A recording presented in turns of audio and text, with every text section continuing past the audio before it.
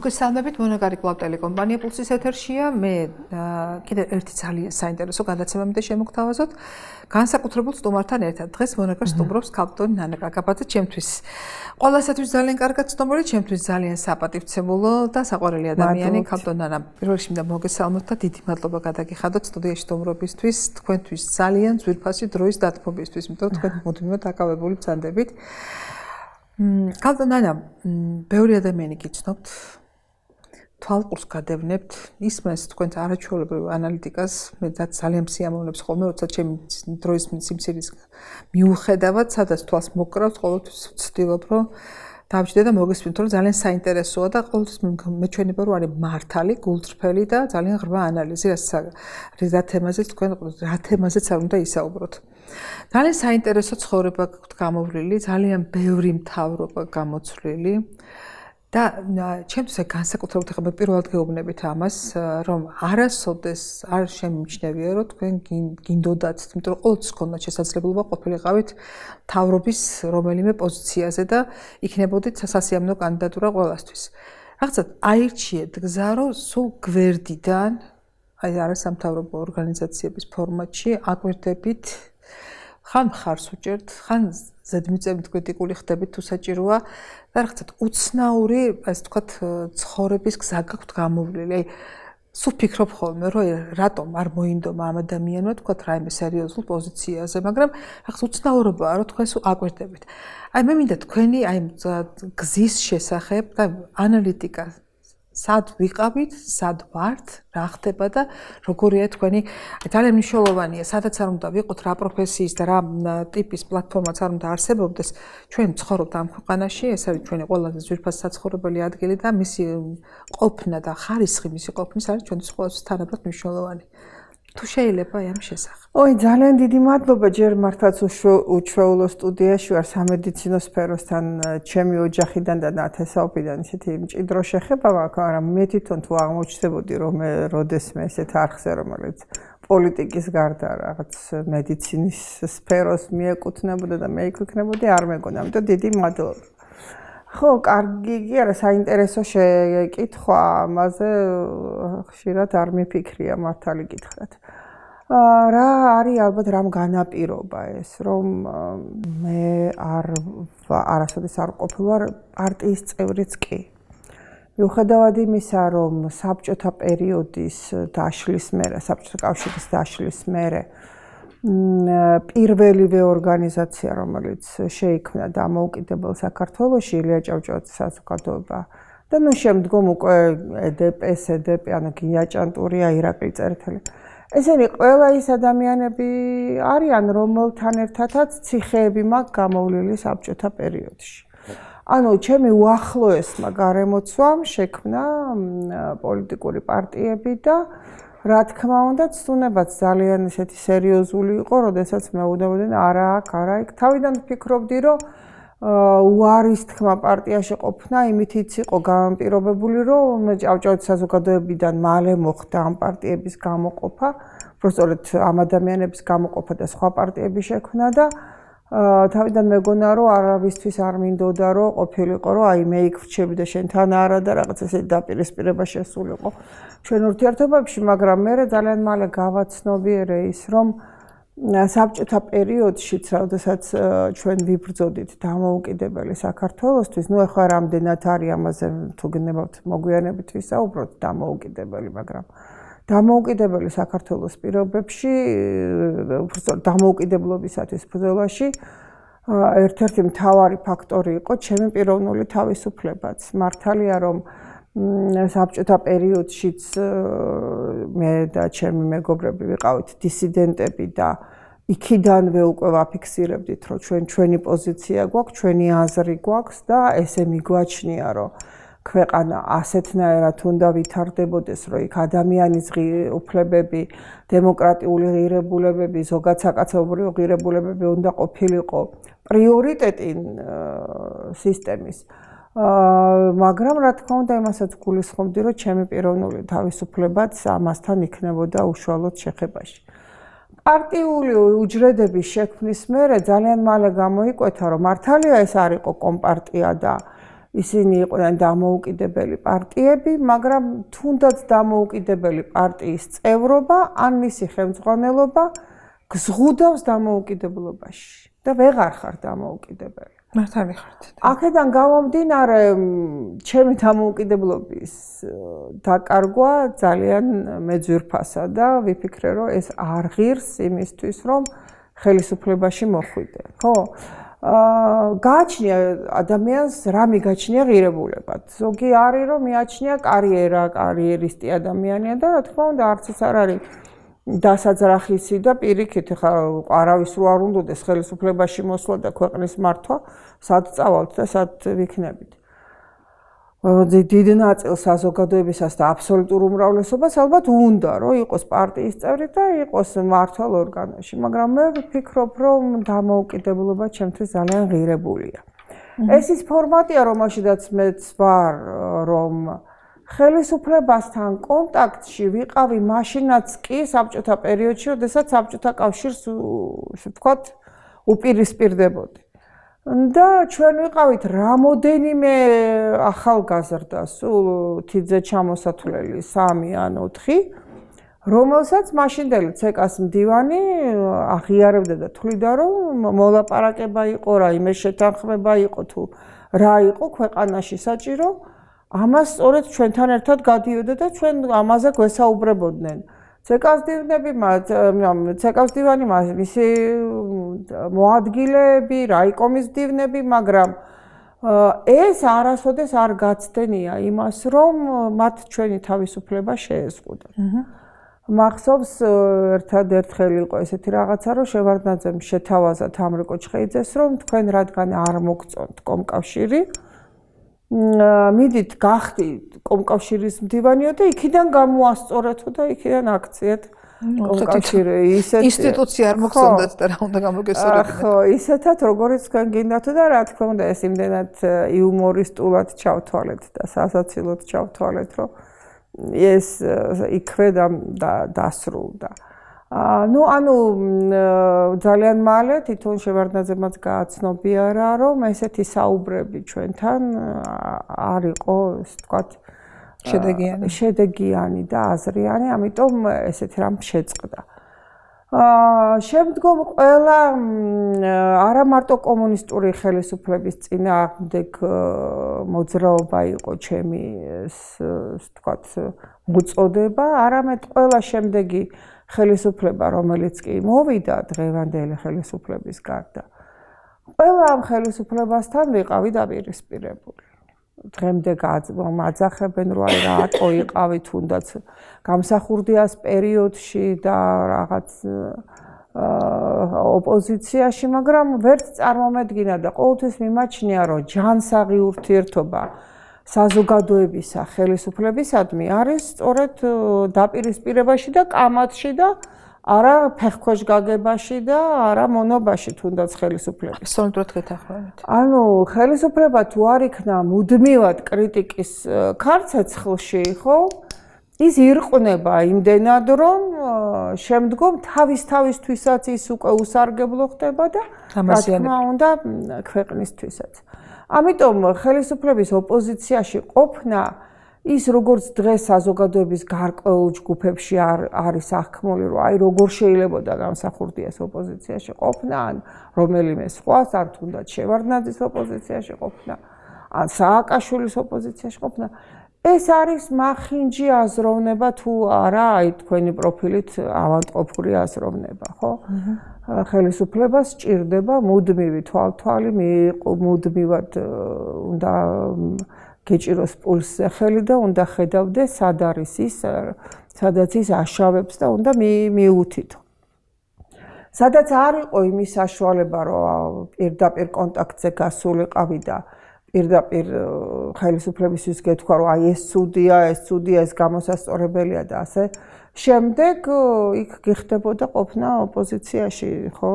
უნებრივია, იმიტომ რომ ეს ყველაფერი გეთქვა გარედან. მიუხედავად იმისა, რომ ზვიათთან მე მქონდა ძალიან მჭიდრო ურთიერთობა, ძალიან ახლო ურთიერთობა, სანამ ის ხელისუფლებაში მოვიდოდა და მართლაც თითზე ჩამოსათვლელი ადამიანები თუ იყვნენ, ვისთანაც მას ესეთი ურთიერთობა ჰქონდა, ძალიან საქმიანიც და ესე თქვათ ნდობა იყო ძალიან სერიოზული ჩვენ შორის, მაგრამ შემდგომ, როდესაც გაჩნდა პრობლემები, მე ახლა არ დავიწყებ ამ პრობლემებზე საუბარს და ზვიადი გახდა არა მხოლოდ ის, რომ მიუღწეველი იყო და ვერ არამედ ის, რომ ის აღმოჩნდა სხვა ადამიანების გარემოცვაში, რომლებმაც საბოლოოდ ძალიან მწარედ უღალატეს და გაწირეს და იმ ადამიანების ჭკუაზე დაიწყო სიარული და არა იმ თავის ძველი მეგობრების და იმ ადამიანების რჩევებით, რომელთან ერთადაც მან მთელი თავისი დისიდენტური პერიოდი განვლო, ან ციხის პერიოდის შემდგომი პერიოდი გაიარა და იცოდა ზუსტად ვისთან ჰქონდა საქმე. აი ამის მაგივრად მათ მოაქციეს ისეთ გარემოცვაში, რომ ამ ადამიანებს ის ეძახოდა უკვე ჩეკისტებს, სუკის აგენტებს და კრემლის აგენტებს და იმ თავის ახალ გარემოცვას, რომელიც ხელისუფლებაში მოსვლის მერე შეიქმნა, მათ უწოდებდა უკვე თავის მოკავშირეებს. ეს იყო ძალიან დიდი შეცდომა, საბედისწერო შეცდომა მისი მხრიდან და სწორედ ამ ადამიანებმა მოახდინეს ის, რაც მოახდინეს, დამხობა, იარაღით დამხობა, რომელიც დღეს მათთან კი არ არის გაიგივებული. გაიგივებულია სხვა, აბსოლუტურად სხვა ძალასთან. რეალურად მოხდა ისე, რომ მას მერე რაც შეიქმნა მრგვალი მაგიდა და ზვიადი იყო ამ მრგვალი მაგიდის წევრი, იქ იყვნენ შესული სხვა ადამიანები, იგივე კი თენგიზკიტოვანი, თენგიზსიგუა, ესენი და სწორედ მათ შორის მოხდა დაპირისპირება. ანუ იარაღით დაპირისპირება შეეძლო მხოლოდ შიგნით მყოფ შეიარაღებულ ძალას და არა გარეთ მყოფ შეიარაღებულ ძალას. გარეთ მყოფ შეიარაღებულ ძალა ჯერ ერთი ასეთი სახის არ არსებობდა, მერე კიდე მას თვითონ ჰქონდა ურთიერთობა მხედრიონთან ძალიან ახლო და მე მახსოვს მიტინგი კინოსახლის წინ, როდესაც ცხინვალში სიტუაცია იყო არეული და ზვიადმა გამოაცხადა, აი ჯაბას არწივები არიანო ეხლა ცხინვალშიო და ისინი არიან იქო და იმეო დიდი იმედი მაქვს და ნუ მერე მოხდა ის, რომ აი სწორედ აი ამ უცხოა ძალამ, რომელიც მან გარშემო შემოიკრიბა, მოახდინა ის, რომ ის მთლიანად ჩამოშორდა თავის ძველ გუნდს და დარჩა იმ ახალი ადამიანების ხელში, რომლებსაც აინტერესებდათ მხოლოდ ძალაუფლება და ისინი ძველ სამეგობროს, რომელთაც თავისი ისტორია ჰქონდათ, იგივე ბრძოლის ისტორია დამოუკიდებლობისთვის და უკვე ისინი ფიქრობდნენ, რომ ესეთი ადამიანები ერთი ნაბიჯით თუ არა 10 ნაბიჯით არიან წინ ჩვენზე, ამ ადამიანების მიმართ, ასეთი ადამიანების მიმართ მათ გაუჩნდათ ანტაგონისტური დამოკიდებულება და ცდილობდნენ, რომ ზვიადსა და აი ამ თავის ძველ შემადგენლობას შორის ჩავარდნილიყო ის დაპირისპირება, რომელსაც ადგილი ჰქონდა. მაგრამ კიდევ ვიმეორებ, რომ არანაირი შეიარაღებული კონფლიქტი მიუხედავად ამისა, ოპოზიციასა და ზვიადის ხელისუფლებას შორის არ მომხდარა. ეს მოხდა სწორედ მისივე შექმნილი კიტოვანის, თენგიზ კიტოვანისა და ბატონ თენგიზსიგუას ისე ვთქვათ საახლობლოთი და ნუ მერე ყველა დანარჩენი ცხო როგორ გამოეყო. როდის მოხდა და როგორ მოხდა სხვა ძალების ჩართვა? მოხდა ისე, რომ როდესაც კიტოვანი ხედავდა უკვე იმას, რომ ეს თბილისის ომი, ხა ჯერ ძმათა მკვლელი ომი, ხო იცით როგორი საშინელი და მიუღებელი და ენით აუღწეველი. ასე მგონია, რომ ეს პერიოდი იყო სიზმარი რაღაცის.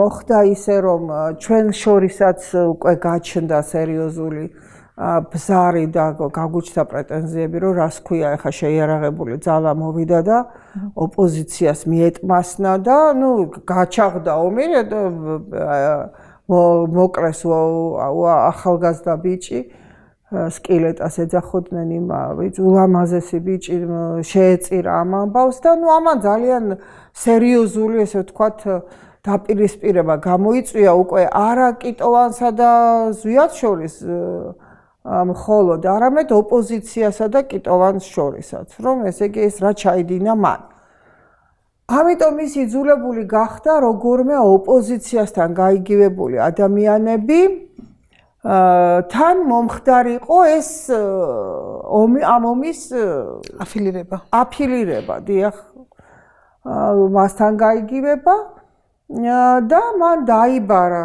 კონკრეტული გვარებიც ვიცი სახელებიც ვიცი ვინც დაიბარა მხედრიონიდან და უთხრა რომ როგორმე უნდა დაარწმუნოთ ჯაბაო რომ გამოვიდესო და დაგვეხმაროს ომის დასრულებაში ჯაბასთან შევიდნენ რომ უთხრეს ეს ამბავი უთხრა რომ როგორც დაიწყო ისე დაამთავროსო მაგ საქმეში მაგ ბინძურ საქმეში ჩარევას არ ვაპირებო გამოისტუმრა ეს დელეგაცია შემდგომ რამოდენიმე დღეში ისევ დაიბარა მხედრიონელები თენგისი კიტოვანმა და უთხრა რომ იცოდეთო რომ მეც გავალო ამიდან უკვე მომხდარიაო ეს უბედურებაო და ზიადიო თქვენც გადაგივლითო მასეოცო და ჩვენო ჯარი მაინც გვყავს ხო ხალხი მაინც გვყავს შეიარაღებულიო და რაღაცნაირად დავიცავთო და უნდა აიძულოთო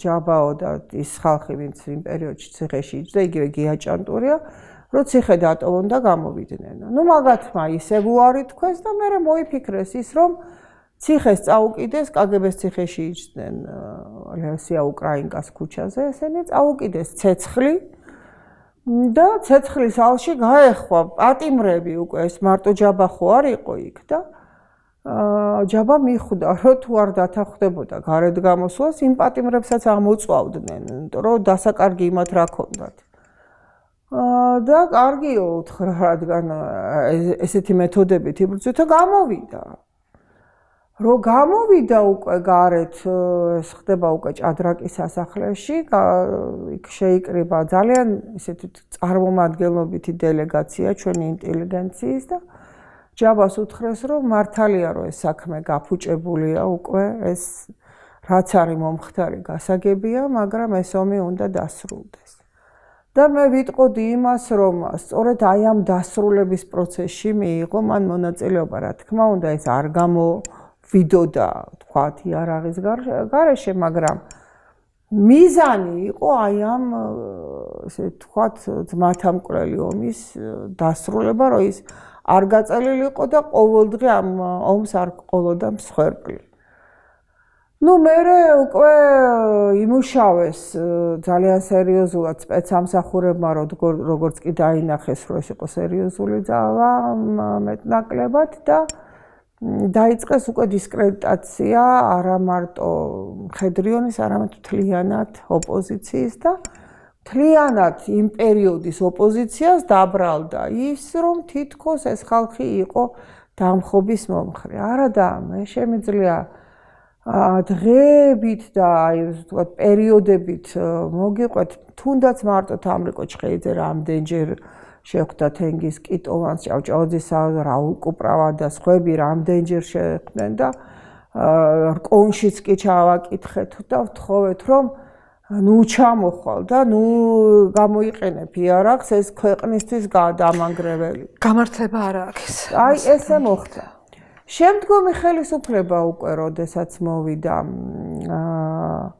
შევარდნაძის სახით ჩვენ ძალიან დიდი წინააღმდეგობა გქონდა ამაზეც იმიტომ რომ საქართველოში არსებობდა პოზიცია რომ ეს ყველაფერი იგეგმებოდა მაინც შევარდნაძის მხრიდან მაგრამ სიტუაცია აღმოჩნდა გამოუვალი რატომ იმიტომ რომ დაბარებული იქნა ყველა პოლიტიკური ჯაბამ დაიბარა ყველა პოლიტიკური პარტიის სამხედრო საბჭო შეიქმნა სანამ სამხედრო საბჭო შეიქმნებოდა დაიბარა ყველა პოლიტიკური პარტიის ლიდერები მათ შორის მრგვალი მაგიდის ასათიანი და ესენი და უთხრა რომ აიღეთ ძალაუფლება და აიღეთ პასუხისგებლობა ქვეყანაზე თქვენ და გადაიბარეთ ხო დასრულდა ომი აღარ არის და ხა გადაიბარეთ პასუხისგებლობა აღმოჩნდა რომ ერთადერთი ადამიანი მოვიდა მთელი ამ ხელა პოლიტიკური სპექტრიდან, რადგან ყველა შეეშინდა ასეთი პასუხისგებლობის აღება, იმიტომ რომ კიდევ ვიმეორებ, ეს ოპოზიცია არ იყო დამხობის მომხრე, არ უნდათ ოპოზიციას დამხობა და ამის შემდგომ ძალაუფლების ხელში აღება ყველა შეეშინდა. და რა რჩებოდა? ან ძალაუფლება სამუდამოდ თუ რაც იქნება ხანგრძლივი პერიოდით უნდა აეღოს უკვე სამხედრო საბჭოს, საშინელება იქნება რაც იქნებოდა საშინელება და თქვა ჯაფამ რომ ეხლა მე რო ავიღო 4-ჯერ ნასამართლევი კაციო საქართველოს რო წარმოვადგენო მსოფლიოშიო, როგორიც გულშემატკივარიც არ უნდა ვიყო ამ ქვეყნის და როგორი პატრიოტიც არ უნდა ვიყო, ეს საერთაშორისო იმიჯით როგორ გამოიყურება თქვენი აზრით, თორე იყო ესეთი აზრი რომ მას აეღო ეს ძალაუფლება. ამიტომ დარჩა ერთადერთი ვარიანტი რომ უნდა ჩამოსულიყო შევარდნაძე.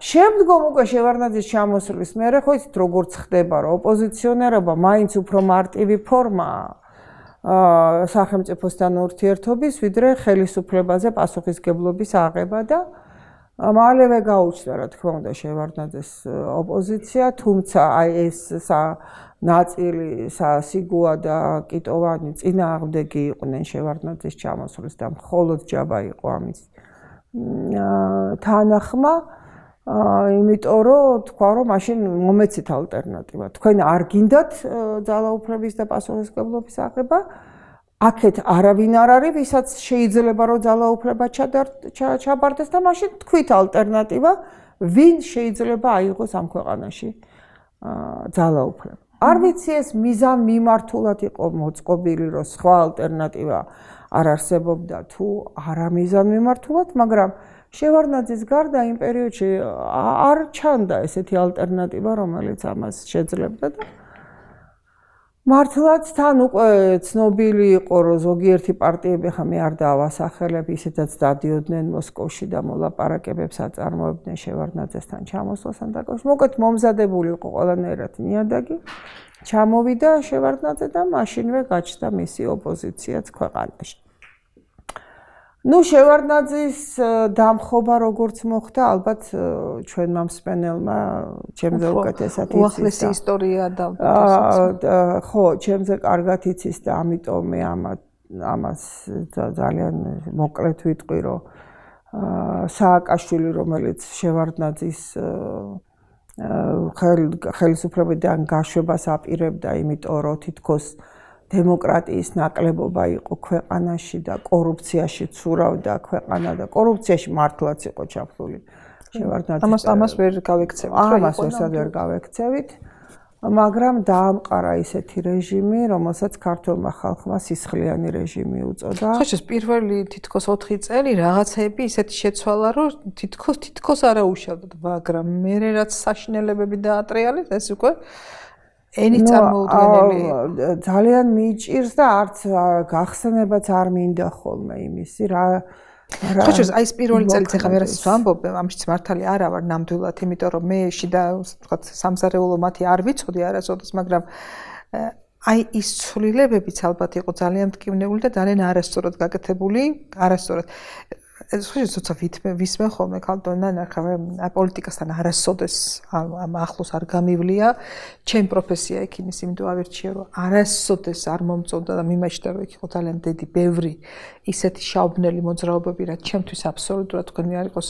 მე ღია სისტემა ვარ ადამიანი, რომელსაც თქვათ ასაც ვფიქრობ, ის თქმის საშუალება უნდა მქონდეს და ამას არასოდეს არ ვაკეთებ. თქვათ პატრიარქს ამას გვასწავლის ხოლმე. თუ შენ ტრულად არ ეუბნები ადამიანს და ბოროტებით შენიშვნას პირიქით მე ვთხოვ ჩემ ყველა ახლობას რომ კრიტიკულად მითხარი რა არ მოგეწონა რომ რაღაცა განავითარო რაღაცა ურთიერთობა, იმიტომ რომ თუ შენ სიძულვილით და ჭორიდობით და რაღაც ძირ გამომთხრა სამუშაობას ეწევა, საკუთარ მიუღებელი აბსოლუტურად. ჩემთვის არის გაუგებარი, იცით რა რომ ეს არ დაწყებულა 2003-ში.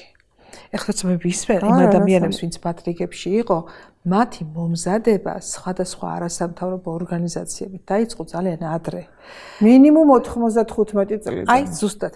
აი იცით რა რით ვცნობ ხოლმე, ხა მე როგორც ექიმი ამ შემთხვევაში და ჩვენს გვასწავლიან ძალიან მნიშვნელოვანია, თქვა აი ჰოპკინსის უნივერსიტეტი, რომელიც პოლიტიკური სკოლა ნომერი პირველია მსოფლიოში, იქ უნდა გაიაროს კომუნიკაციის კურსები, როგორ იურთიერთობოს პაციენტთან. და მე აი ეს კურსები გავიარე, თქვა რომელიც 2000 დასაწყისში, 2001-2002 წლებში და ძალიან ბევრი კურსი. და იქ გასწავლიან როგორ გადო ხიდი პაციენტთან, როგორ იურთიერთობო მასთან, რომ თუ მოგეხსენებათ, ახლა თუ პაციენტი არის შენ მხარეს და შენი ჯერა მას, ისეთი მობილიზაცია შეუძლია ორგანიზმს გააკეთოს, რომ და ავადმყოფობას შეიძლება წამლის გარეშე მოერიოს, თქვენ ეს იცით ძალიან კარგად. ხანდახან ადამიანი თუ თავის თავში ძალას პოულობს და არ ეცემა. ამას ჭირდება ექიმის ძალიან სწორი კომუნიკაცია. ამიტომ რომ ჰარვარდის ნომერ პირველი სკოლა ჯანდაცვაში დამთავრებული ექიმის მუშაობის უფლება გადის აი ამ პოლიტიკურ სკოლაში კომუნიკაციის უნარების შესწავლაზე. და როდესაც მე ამას გავდიოდი, ეს ძალიან კარგად მახსოვს, ესო და 2000 წლების დასაწყისი. შენ არა მარტო თქვათ ექიმს ცნო ვლაპარაკეთ, არამედ ამ კომუნიკაციის უნარების, სკილების მქონე ადამიანს იმ წუთში ცნობ, რომელსაც შეუძლია შენ სწავლობ არა მარტო ერთ ადამიანთან ურთიერთობას, არამედ ძალიან ბევრი ადამიანის მასაზე ზემოქმედების უნარს.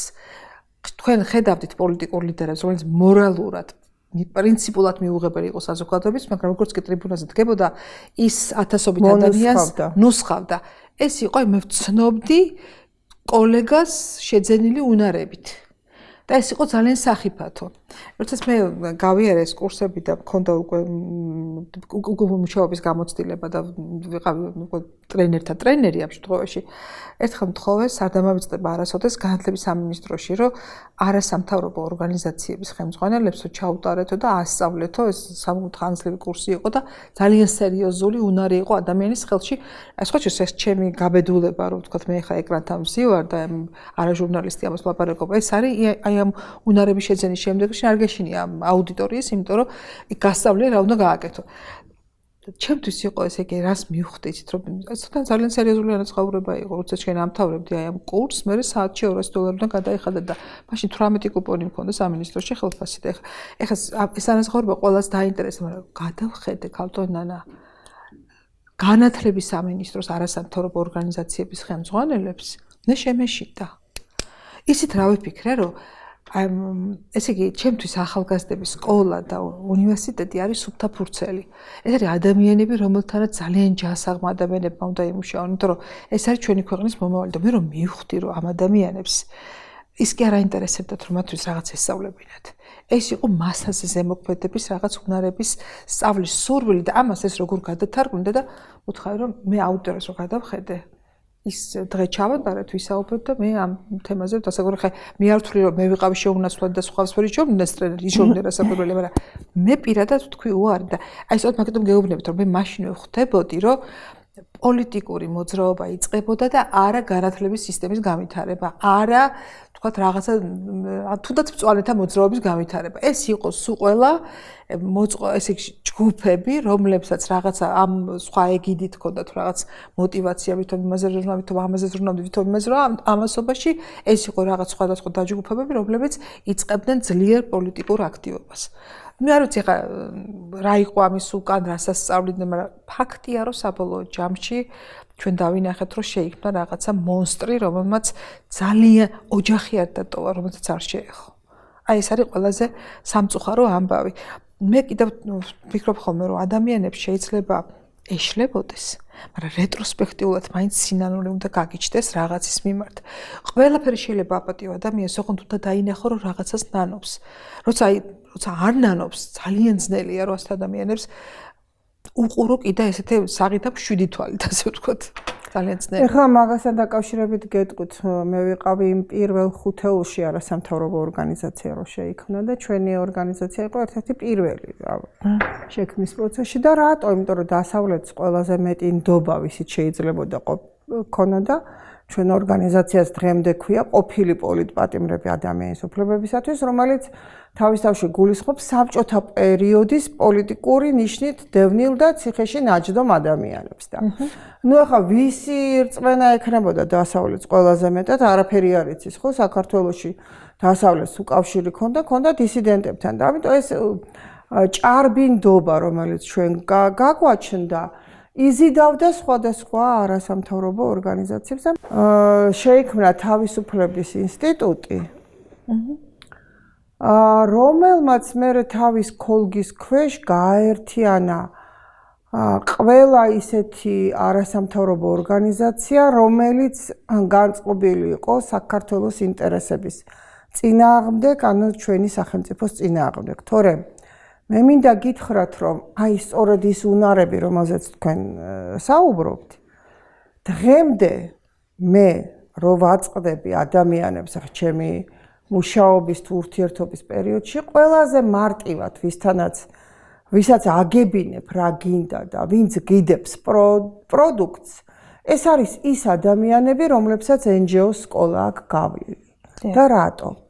იმიტომ რომ დასავლეთმა შექმნა ძალიან სწორი სისტემა, თუნდაც ფონდების სისტემა, რომელიც ნიჭიერ ადამიანებს აფინანსებდა. ყველას კი არ აფინანსებდა, 30,000-ზე მეტი არასამთავრობოა დღეს რეგისტრირებული, კი ყველას კი არ აფინანსებდა. ანუ აფინანსებდა ისეთ ადამიანებს, რომელსაც გამორჩეული უნარები ჰქონდა და ამას ფონდი უზრუნველყოფდა. როგორ და აი ცხადდებოდა კონკურსები. ესე იგი, ამ ადამიანებს ჯერ ერთი რომ უნდა წარედგინათ ისეთი პროექტი, კონკურენტუნარიანი პროექტი, ხო? მერე პროექტი თქვათ და იმაქინაციე და ვიღაცას დააწერინე. დაიქირავე და ვიღაცას დააწერინე. ეს პროექტი რო დაგიფინანსა ფონდმა, შენ ხო ის უნდა შეასრულო.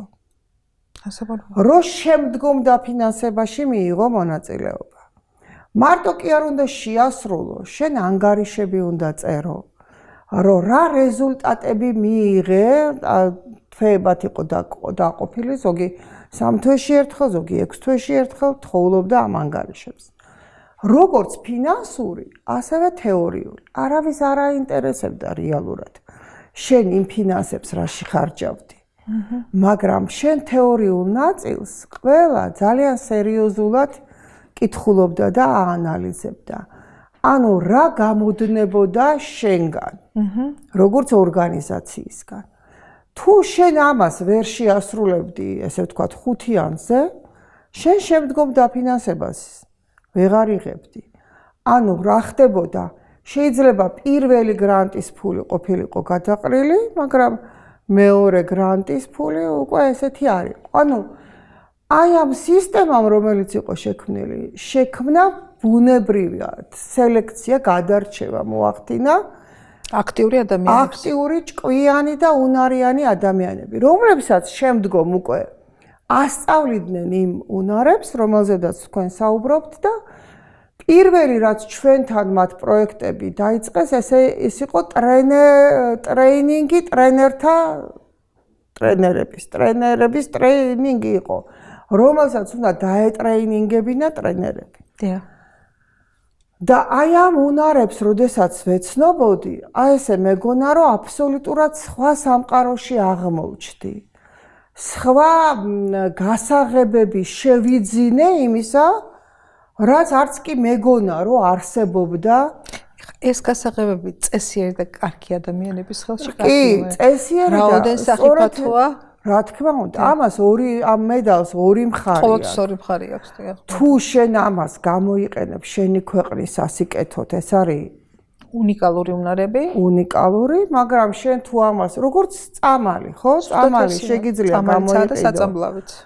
გამოიყენო როგორც სამკურნალო საშუალება და შეგიძლია როგორც მომაკვდინებელი ისე გამოიყენო. ეს გააჩნია რა დანიშნულებით იყენებ. კი ბატონო. ზუსტად ესე თუ უფრო მეტათაც არა, ეს უნარები წესიერი და პატრიოტი ადამიანების ხელში არის ძალიან დიდი განძი და ბოროტი ადამიანების ხელში, რომელსაც სიყვარულის უნარი არ გააჩნია, ხა შვილი რო გიყვარს და მშობელი და არც ვიცი იმათ როგორ შეიძლება როდესაც ქვეყანა არ გიყვარს, რაიმე სხვა გიყვარს. წარმოუდგენელია. ხო, მაგრამ გასაგებია მაინც ეს რაღაც ცხოველური დონეზეც არსებობს.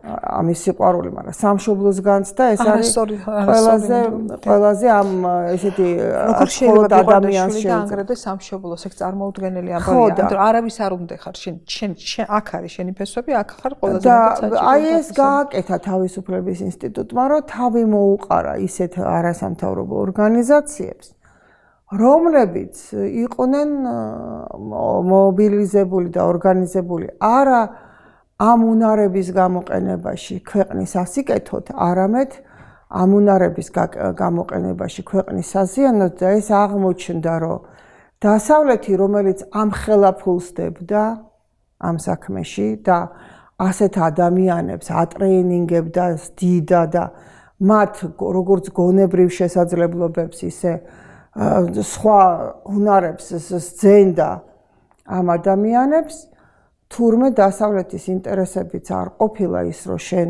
რასაც ისინი ქადაგებდნენ და გეუბნებოდნენ, რომ ჩვენ ამას გასწავლით, იმიტომ რომ თქვენ გახდეთ დემოკრატიული, თავისუფალი, ღირებულებებზე ორიენტირებული ქვეყანა, რომელსაც თავისთავად მოყვება მერე ეს განვითარება. მთავარია, რომ შენ ეს მენტალობა მართლაც გქონდეს. ამის მაგივრად ჩვენ მივიღეთ საქართველოს წინააღმდეგ მტრულად განწყობილი გუნდი. ძალიან მომზადებული. იმიტომ რომ დასავლეთს ჰქონდა ინტერესები, რომ ისეთ ქვეყანაში, როგორიც საქართველოა და ისეთ სივრცეში, როგორიც პოსტსაბჭოთა სივრცე იყო, სადაც თავისი აგენტურა ყავდათ ძალიან მწირი რაოდენობით, შეექმნათ ეს აგენტურული ქსელი, რომელსაც გამოიყენებდნენ საბჭოთა კავშირის წინააღმდეგ. მოდით ვაღიაროთ, რომ რო არა სტალინი, საბჭოთა კავშირი საერთოდ ვერც იქნებოდა. სტალინმა შექმნა ისეთი უძლეველი რკინის სახელმწიფო, რომლის მორევა ესეთი მარტივი არ იყო და სწორედ მათ აი სტალინის მიერ შექმნილი სახელმწიფოს ძირის გამოსათხრელად ჭირდებოდათ ეს გუნდები. მოიფიქრეს და შექმნეს აი ეს ქსელი. ძალიან ეფექტური. მაგრამ კიდევ ვიმეორებ, იყო ბოროტი შესაძლებლობებით ამის გამოყენება და იყო კეთილი შესაძლებლობა. მაგრამ უკვე როდესაც გაერკვა დასავლეთი, რომ ვინ იყო ის, რომელიც ხელს აწერდა მათ მონობაზე, ოღონდ მონობის სახელით კი არა, ღირებულებების, რაღაცა მაღალ მატერიების და რაღაცა სისულელეების სახელით, როდესაც ისინი კი არ იჯერებდნენ, უბრალოდ ისინი იღებდნენ ისეთ ფორმას, თითქოს ეს ჯეროდათ, თორე როცა ეუბნებოდი, რომ როგორ არის ეს შენი ქვეყნის დემოკრატიისთვის და სუვერენიტეტისთვის, როცა გეუბნება, რომ დაკვეთას გაძლევს და შენის უნდა შეასრულო. მე რომ მიჩნდება ჩემი ხელისუფლების მიმართ პროტესტი, ეს ერთი მხარეა. მაგრამ შენ, რომელიც ფულს მიხდი, შენ რომ მეუბნები და მიკვეთავ, რომ აი ეს არის შენი ხელისუფლების მანკიერი მხარე და შენ ამას უნდა მიხედო, შენ მე ამ დაკვეთას რატომ აძლევ? შენ თუ იმას მანდობ, რომ მე ტრენერების ტრენერი ვარ, მე თაობებს ვსდი არასამთავრობო ორგანიზაციის ეგიდით, რომ ეს დემოკრატია როგორ ახლა იმას აღარ მენდობი, რომ რა კარგია და რა ცუდია, ჩემ ქვეყანაში მე ის განსაზღვრო, ესე იგი, შენ როცა ამ დაკვეთას მაძლევ, მე უკვე შენი მონავხდები და არა ის სუბიექტი, რომელიც ზედაწყფია ხელი მაქვს მოწერილი, რომ ჩვენ ასე უნდა ვითანამშრომლოთ და ზუსტად ყველაზე მძაფრი ჩემი ესეთი შეტაკება ფონდთან გამოიწვია ერთ-ერთმა ინციდენტმა. მე გამოვაქვეყნე წერილი, სადაც თქვი ეს, მე მგონი ბიძინას მოსვლამდე იყო თუ ახალი მოსული იყო, სადაც თქვი, რომ აი ეს LGBT პროპაგანდა არა ის, რომ უფლებები არ უნდა იქნეს ნებისმიერი სექსუალური უმცირესობის თუ არაუმცირესობის დაცული, რა თქმა უნდა იყოს, მაგრამ პროპაგანდა ამისი არ შეიძლება. პროპაგანდა უნდა იყოს აკრძალული კანონით და მაშინ ჩვენ გვინდოდა ლობირება სწორედ აი ამ ეს იყო 2011 ან 12 წლის დასაწყისი. რომ კანონ პროექტი გვინდოდა, რომ აი ესე იგი LGBT და მაშინ ეხლაც მახსოვს შალვა რამიშვილმა და დიანა ტრაპაიძე მათ მიყავდათ გადაცემა, მიმიწვიეს თავის გადაცემაში და დამიწყეს დავა იმაზე, რომ შენო უფლებადამცველი ხარო თუ უფლებადამრუღვევი ხარო, როგორ თუო შენო ესეთი წერილი გამოაქვეყნეო. და რა შეეხებოდა წერილი მე არ მახსოვს. რომ ესე იგი პროპაგანდა, LGBT პროპაგანდა უნდა ყოფილიყო აკრძალული. კანონით უნდა ყოფილიყო აკრძალული.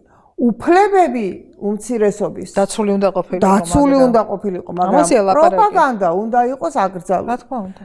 და მე რომ ვეუბნებოდი რომ, კაცო, ეს ორი სხვადასხვა თემაა. უფლებები სხვა თემაა, პროპაგანდა სხვა თემაა. აბსოლუტურად კეთილი. პროპაგანდა რო შედიოდეს უფლებით ნაწილში, მაშინ ვერც სიგარეტს ვერ აკრძალავდა ვერავინ. მოწვევას და ვერც ნარკოტიკს და საერთოდ რისი აკრძალვებიც არის სოფლიოში დაშვებული, ამას ვერავინ ვერ განახორციელებდა ეს რომ უფლებითი ნაწილი იყოს. მეუბნებოდი რომ ეს არ არის უფლებითი და ნუ ამათმა ხო ვითომ ვერ გაიგეს და ვერ შეიგნეს რაზე იყო ლაპარაკი, მაგრამ ეს გადაუგზავნა ნინია კაკაბაძემ ჩემს ფონდს, რომ ნინია კაკაბაძესო შენო გამოეხმაურეო და ნინია კაკაბაძემ თუ თვითონ ფონდმა არ ვიცი და ჩამოფრინდა ნედი მახსოვს ჩვენთო ოფისი რუსთაველზე მოვიდა და გვიმითხრა რომ ისაო რა ქვია თქვენო ესეთი განცხადება და ხო გაგიკეთებია და ხო იცითო ეს ჩვენ დემოკრატებისთვისო ეს როგორი მიუღებელიაო და მე ვთქვი ისევე როგორც აბორტის საწინააღმდეგო სიტყვა. ხო და მე ვთქვი იცით რა მეთქი საბჭოთა კავშირს რო ვებრძოდი მეთქი ჩემთვის ყველაზე ძვირფასი ადამიანებისთვის ჩემი მშობლებისთვის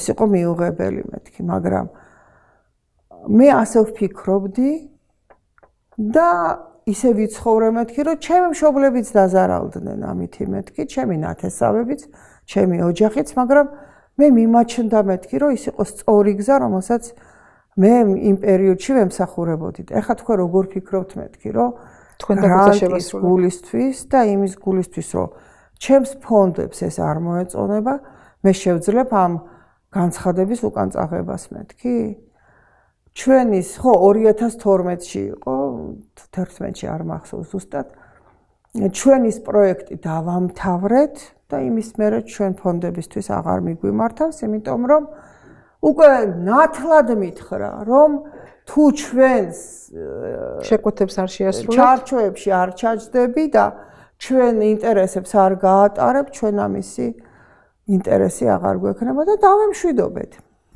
დღეს ახლა ზოგიერთები რომ ვითომ ძალიან კონსერვატორობენ აი ეს იყო რა ეს გადაცემა უძღოდა შალვა რამიშვილის და დიანა ტრაპაიძის გადაცემაში ამ ჩემ დაძახებას უძღოდა სწორედ აი ეს მაგრამ რისი თქმა მინდა ეს უკვე თანდათანობით იშიფრებოდა რომ დასავლეთს აქ უკვე ქონდა არა ის ინტერესები დეკლარირებული ინტერესები რაც თუნდაც სახელმწიფოთა შორის იყო შეთანხმება დადებული საქართველოსა და ამ სხვა სახელმწიფოებს შორის რომლებმაც აქ ფონდები გახსნეს არამედ ეს უკვე გავიდა ამ ჩარჩოებიდან და უკვე ესენი ეს იყო უბრალოდ ალიბი რეალური მიზეზი ამისა იყო ის რომ ისინი მათ უნდათ აქ შეექმნათ თავიანთი ქსელი აგენტურული ქსელი და ყველაზე ძლიერი დასაყრდენი მათ უნდათ სწორედ საქართველოში რომ შექმნილიყო და ყველაზე დიდი რესურსი საქართველოში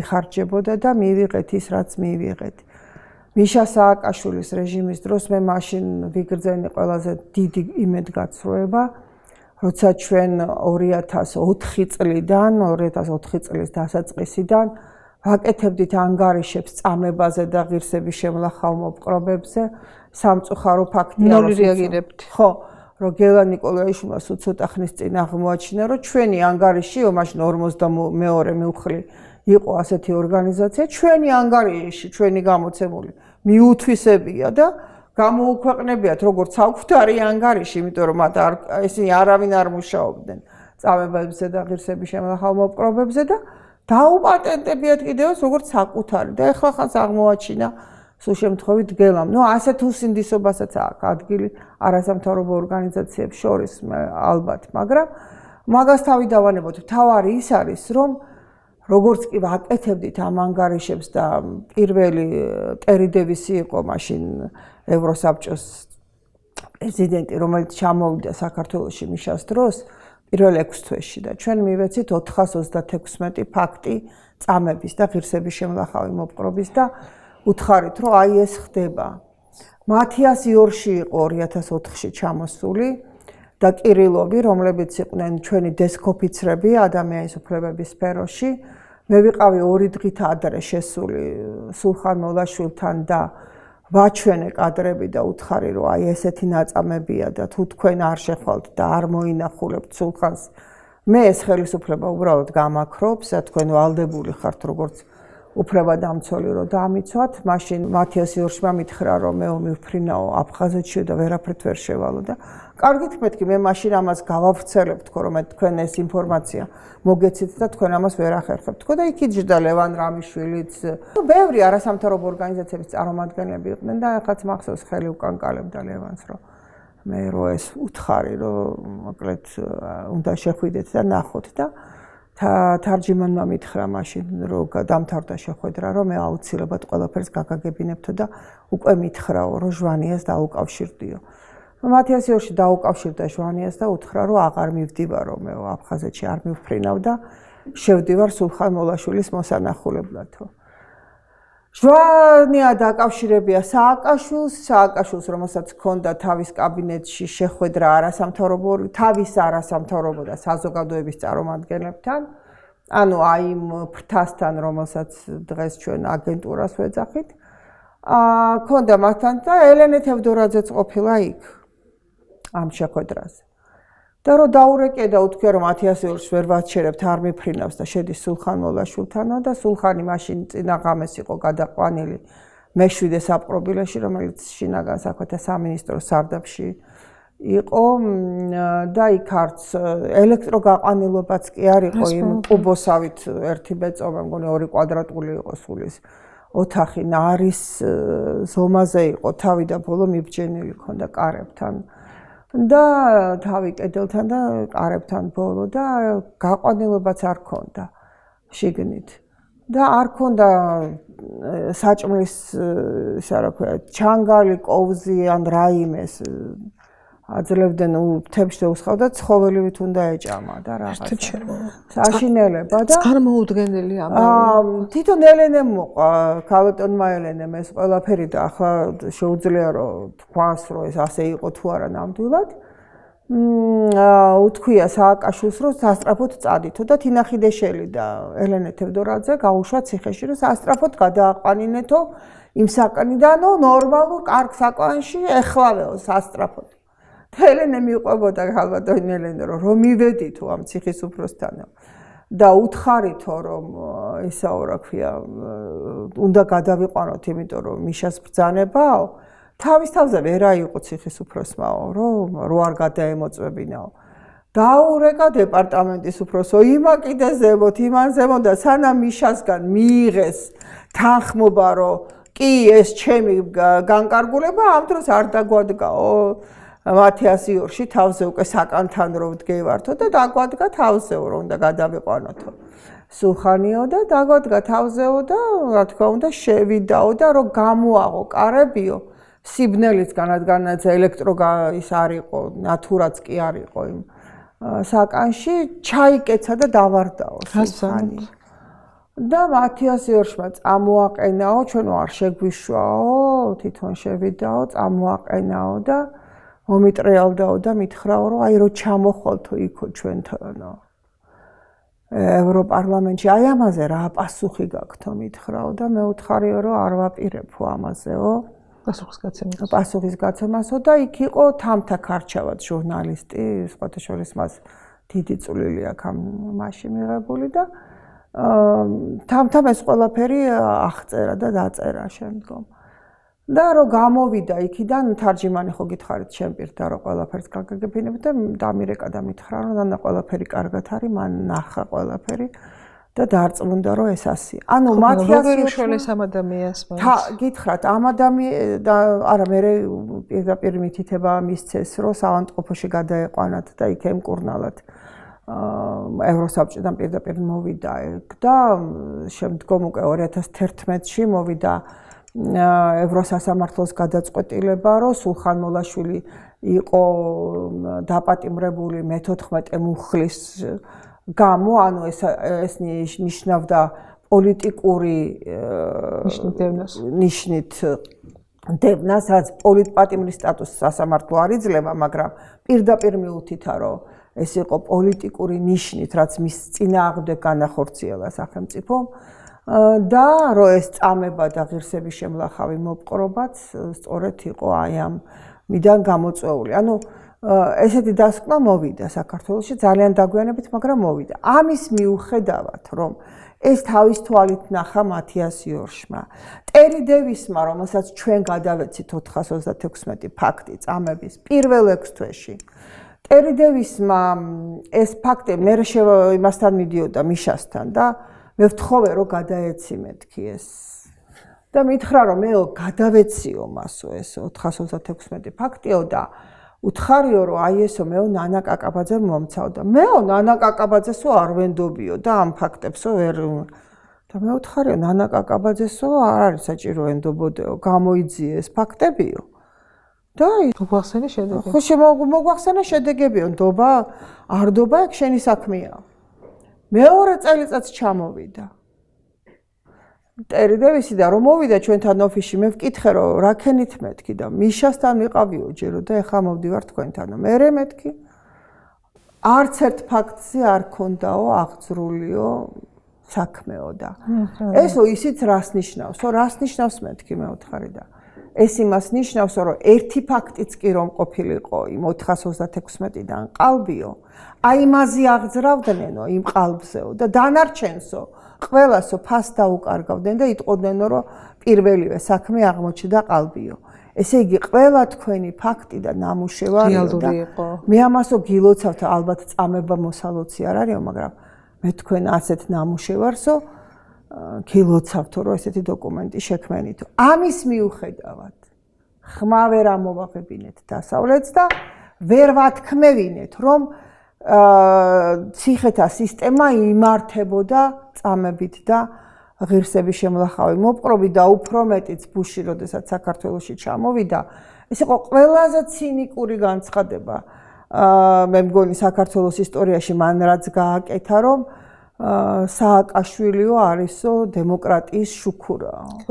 მაშინ, როდესაც ჟვანიას გვამი ჯერ გაციებული არ იყო ქვეყანაში და მაშინ, როდესაც სისხლის დინარეები იღვრებოდა ქუჩებში და ციხეებში წამება და ღირსების შემლახავი. ყველაზე სამწუხარო იცით რა არის, რომ მე ხა დისიდენტი არასოდეს არ ვყოფ, მოგახსენეთ, რომ პოლიტიკისგან ყოველთვის შორს ვიყავი, მაგრამ საბჭოთა კავშირის დანგრევა და მარწუხების მოხსნა მთელი ჩემი ცხოვრება მინდოდა და რაღაც ვიყურებოდი, როგორც ხოცით ეხა მთელი ჩემი ცხოვრება ღმერთისგან ვიყურები, მაგრამ მაშინ მინდოდა რომ ეს ევროპა ეხას გული მწყდება ნამდვილად, რომ ჩვენ თავობას არ ქონდა აი ასეთი ღია კარი, რომ განათლება იქ მიიღო, წახვიდე თავისუფლად მოხვიდე.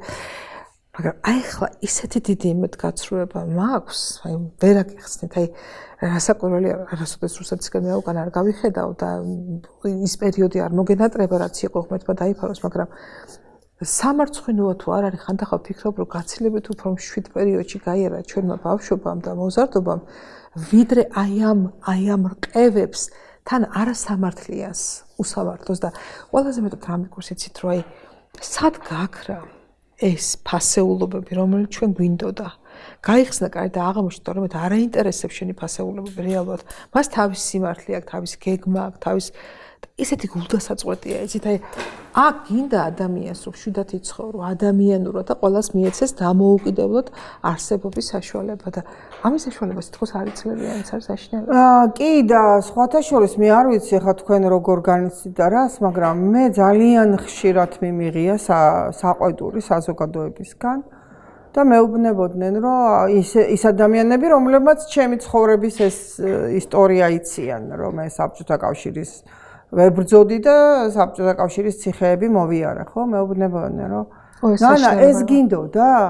როცა საბჭოთა კავშირს უპირისპირდებოდი. არც ის არ გინდოდა ეხლა ეს სამართლობა მინდა და მე ძალიან მიჭირს რომ აუხსნა, რომ თქვენ როგორ ფიქრობთ, რომ ეს მინდოდა? ანუ ჩვენ ვიბრძოდით იმ ღირებულებებისთვის, რომელ ღირებულებებსაც მაშინ დასავლეთი ჩვენ გთავაზობდა. და ხედავდით, რომ იქ ეს ღირებულებები იყო, მაგრამ თურმე ეს იყო უბრალოდ მათთვის არა ფასეულობა, არამედ ეს იყო იარაღი ძალაუფლების მოპოვებისთვის და ერთპოლუსიანი სამყარო შექმნისთვის. როგორც კი დაიშალა საბჭოთა კავშირი, მაშინვე აღმოჩნდა, რომ თურმე ეს ფარსია. ეს ღირებულებები აღმოჩნდა ფარსი და ეხლა 19 წლის და 20 წლის ასაკში თუ ვერ გავთვალე, რომ ეს იყო დასავლეთის თამაში და როლში ყოფნა. მე ვფიქრობდი, რომ ის ისეთნაირად გვესაუბრებოდა, ეხლა მე მაინც ვიტოვებ ხოლმე ეს ქალბატონთან იმის იმედს, რომ აი ეს ქალბატონებისაც ეხლა ძალიან აქტიურად ფენს ლაპარაკი, ის არ არის დასავლეთი. აი ხო რაღაც ეს ყევები და რაღაც ყოველთვის ადაპტივებს იმ არც დასავლეთი არ არის უკეთეს მდგომარეობაში და არც მათ არ უნდათ ალბათ ეს ადამიანები, რომლებიც ყველაზე მაღლა ჩანან, რომლებიც ყველაზე უსამართლონი არიან. მაინც ვფიქრობ ხოლმე, რომ აი იქაც არის ჯანსაღი ნაწილი საზოგადოების და იმათ ნამდვილად აქვთ ფასეულობა. ყოველ შემთხვევაში იმ დასავლეთში რაც ჩვენ მოგწონდა ის რო ქვეყანა დემოკრატიულად განვითარებული ქვეყნები ნამდვილად იყვნენ თუ მოგცემდნენ ჩვენც ასე ამ ტიპის განვითარების საშუალებას იქნებოდა ძალიან კარგი და მე მაინც ვიტოვებ ხოლმე იმას რომ აი ეხლა რაღაც ისეთი ძრები მიდის რომ ხო იცით ადამიანის იმედი კვდება ბოლოს არ ვიცი ეხლა ეს რამდენად საიმედოა შეხედულებები მაგრამ მაინც მე ვფიქრობ ხოლმე რომ აი რესპუბლიკელების აი კონსერვატიულმა პრინციპებმა შეიძლება რაღაც უკეთესობის ნახოთ მე მაინც რელიგიური კუთხით უყურებ ამას და მე ვფიქრობ რომ ის რაც რელიგიურად არის ნაწარმოებები მაინც იმის გავლა ჩვენ მოგვიწევს და ეს სატანური მართლობები გვერდს ვერ აუვლით ალბათ იმიტომ რომ ყველაზე დამაჯერებელი და ყველაზე სანდოწყარო ამას სახარებაა და ხო და ის ეპშტეინის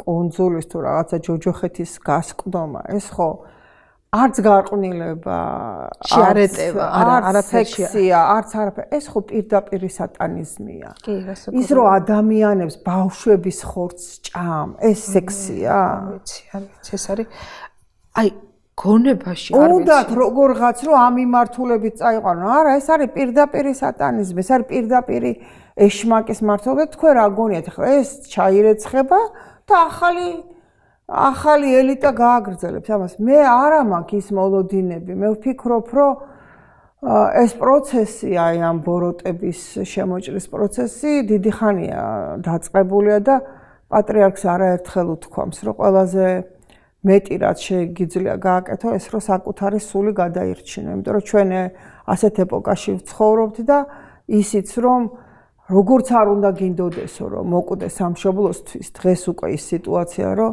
სამშობლოსთვის მე ვერ მოკვდები. ან ამის ინტერესებისთვის მოკვდები, ან იმისთვის, მაგრამ სამშობლოსთვის სიკვდილი რო გინდოდეს, ვერ მოკვდები. ხო, სად გადის ეს ვექტორი არიცი და ხო, იმიტომ რომ უკვე ისეთი გადანაწილებულია ეს ინტერესებზე, ისე არიან მომჯდარი. და სამშობლოსთვის ვერ მოკვდები. ერთია რომ ძალიან პატარა ქვეყანა ვარ და ეგ არის. მაგრამ მე სულ ვიტოვებ ხოლმე იმედს, რომ ეს ქვეყანა თავისი მცირე რიცხოვნების მიუხედავად ღმერთის ფარველობის ქვეშაა ნამდვილად. აი საქართველოს ეგ ჯერა რომ არასოდეს. ეგ მადლია აქვს. ჩვენ ბევრი ნაკლი გვაქვს, ბევრი ღირსებაც გაგვაჩნია, ბევრი ძალიან კიდევ უფრო მეტი ნაკლი გვაქვს, მაგრამ ერთი მნიშვნელოვანი გვაქვს, რომ ღმერთი ყველა ეტაპზე გვიყვარდა და ასე მგონია, რომ არ ვიპატოვებს მაინც ამ იმედით. დიდება უხავს. დიდება და მადლობა ღმერთს ყველაფრისთვის. მე ძალიან დიდი მადლობა მინდა გადაგიხადოთ სტუდიაში. მადლობა თქვენ. ძალიან საინტერესო გაუცებული გისმენდით, იმიტომ რომ მე ფასად ვუყურებდი რა ხდებოდა, მხოლოდ და თქვენ შიგნიდან ისეთ საოცარ რაღაცებს ყვებით და კიდე ალბათ იმის იქით რამდენი რაც მე არ ვიცი და რაც ახლა ვერ მოვისმინე. ძალიან საინტერესოა და თქვენ ასაკურველია უფრო სწორ პროგნოზებს აკეთებთ ვიდრე მე, იმიტომ რომ მე მაინც ეს იდეალისტურად ზედაპირულად ვუყურებ, შეიძლება ამბობ ხოლმე რომ მიწაზე შორს ხარ ვერაბიჯებ ფეხს და ვერ ერკვევ, არც მინდა რომ გავერკვე. რომ გავერკვე ვერაფერს ვერ შევცვალე. ძალიან კაია რომ არ გინდათ. ხო, რომ გავერკვე თუ ვერ შევცვალე, მართლა რისთვის უნდა მოკვდე ის არ ვიცი საბოლოო ჯამში და ამიტომ ჯობია რომ მე დავჭი მე მაინც მიმაჩნია ხოლმე კანტონάνε რომ რა გარემოშიც არ უნდა იყო, როგორი რყევებიც არ უნდა იყოს. ყველა ჩემს საყვარელ ადამიანს ვეუბნები. შენ აკეთე შენი პროფესიონალური საქმე. ზოგჯერ შეგიძლია 1 მეტრის ამპლიტუდით იმოძრაო და ბევრი სიკეთე გააკეთო, ზოგჯერ ისე გსხუდავენ რომ 10 სანტიმეტრით მოძრაობ. მაგრამ აი ამ დროის ფუჭად ფლანგას იქ სადაც შენი ადგილი არ არის, ჯობია რომ გაუძლო იმ რაღაც სიმძიმეებს და მაინც თუ იყო რაღაცა მინიმალურად, თუნდაც მილიმეტრით მოძრაობის შენი საქმის პროცესში, კეთების პროცესში. მე ესე მივაჩნია ადამიანის როლი. და სულ ფიქრობ ხოლმე, რომ თითოეული ადამიანი რო ესე ფიქრობდეს და თავის საქმეს აკეთებდეს, აი გარე, თქვათ, აი ყველა პოლიტიკოსი ხო არ ვართ, რა შეხება არ აქვს არავის არაფერთან. თავის საქმეს რო აკეთებს, ან ბევრად მაინც უკეთესად ვიქნებოდეთ, ასე მგონია. კიდე ერთ რამეს დავამატებ თუ შეიძლება, რომ არ ვერეოდიო და ძალიან კაია. მე ხა რო ჩემ ცხოვრებას რო უყურებ, ძალიან საინტერესო ცხოვრებით ცხოვრებ, იმიტომ რომ დაბადებიდან თუ რაიმე პოლიტიკური პროცესი იყო, ყველაფერში მქონდა მონაწილეობა მიღებული და ყველაფერი ისე კი არა რომ გვერდიდან უყურებ. გვერდიდან, აი ეპიცენტრში ვიყავი. მაგრამ ყველაზე საშიში სწორედ ასეთი ადამიანების ცხოვრებაა, იმიტომ რომ რაც უფრო მეტი ინფორმაცია გაქვს, მინდა დაგარწმუნოთ, რომ მით უფრო დიდი მტრები გყავს ყველაზე ზემოთ, იმიტომ რომ მათ იციან, რომ შენ ყველაფერი იცი, ისე რომ ეს ნამდვილად ხარ ნამდვილად, როგორ გითხრათ, დამიზნებული ტყუის ქვეშ, ოღონდ ტყუიაც რო ჯობია, შეიძლება ისეთი გაგიკეთონ, რომ ტყუიაზე უარესი. ანუ რაც მეტი ინფორმაცია გაქვს, მით მეტი მტერი მომხილებელი სინდისი ხარ ზოგ შემთხვევაში და ესეა ნამდვილად. გემშვიდობებით, ქალბატონ ნანა, ძალიან დიდი მადლობა მინდა გადაგიხადოთ სტუდიაში თომრობისთვის, ძალიან საინტერესო საუბრისთვის და ამავდროულად დავიმშვიდობები ჩვენს ტელემაყურებელს. ფიქრობ ძალიან საინტერესო, ჩემთვის სიმართლე გითხრათ, ხანდახან სული შემსრულებელი ინფორმაციებსაც ვისმენ ხოლმე და მიგვირს, რომ ამ გარემოში ვცხოვრობდით და ალბათ ჩვენ ის მეათედი არ ვიცოდით რაც ხდებოდა და დღესაც ასეა ალბათ გემშვიდობებით საუბრობთ მომავალ შეხვედრამდე ტელეკომპანია პულსის ეთერში. ნახვამდის.